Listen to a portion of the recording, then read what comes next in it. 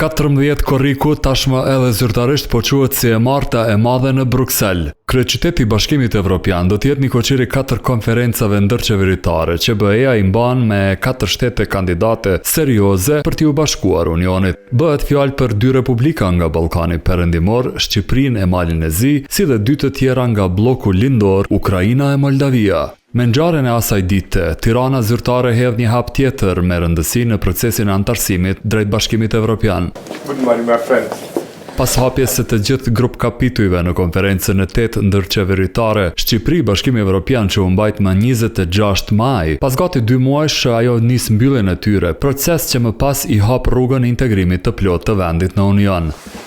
Në konferencën e 9 ndërqeveritare të pas 2 ditëve, Shqipëria do t'i mbyll 3 kapitujt e parë, bëhet fjalë për 25, 26 dhe kapitullin 30, konkretisht për shkencën dhe kërkimin, arsimin e kulturën si dhe marrëdhëniet me jashtë. Kur e dha lajmin për mbajtjen e konferencës që po vjen, kryeministri Edi Rama shkroi mes tjerash se Shqipëria nuk ndalet. E para do të doja që ajo e martja e madhe me të vërtet të jetë objektiv i realizueshëm për të gjitha 4 shtetet të cilat janë në proces të integrimit dhe që secila nga ato t'i arrijë objektivat e veta të synuara. Mbetet të shihet se cili do të jetë epilogu i të martës. Mendoj që procesi i integrimit është proces maraton dhe nuk është proces në distanca të shkurta. Në fakt, në të martën e madhe po në Bruksel mbahet Këshilli i Çështjeve të Përgjithshme, kurse të hënën e 13 korrikut mblidhet Këshilli i Punëve të Jashtme. Republika e Kosovës është vendi i vetëm nga 6 të shija Ballkanit Perëndimor që nuk e ka statusin e vendit kandidat për çka aplikoi në dhjetor të 2022-s.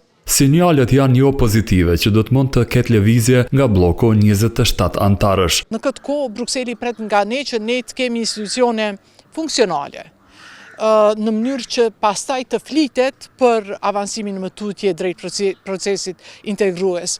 Sa mund të presim ne, kur ne nuk kemi asnjë nga funksionet relevante, qoftë presidenca, qoftë kryeministria apo parlamenti, nuk janë ende funksional pas zgjedhjeve dhe diçka e tillë mendoj që është jo reale të pritet dhe të supozohet që mund ta arrijmë apo ta kërkojmë nga Brukseli kur dihet që topi është në terrenin e Kosovës. Ndërkohë një shtet tjetër fqinj i Kosovës, Mali i Zi, pas 2 dite do t'i mbyll përkohësisht kapitujt 8 dhe 29. Edhe Serbia sipas dëshirës së Beogradit e rekomandimit të Komisionit Evropian, këtë datë e ditë planifikohej të çelte grup kapitullin 3 të negociatave, por më shumë se 8 shtete i thanë një jo të madhe kësaj ideje. Në krye të refuzimit të ndaj regjimit serb ishin Holanda, Kroacia, Suedia e shtetet baltike.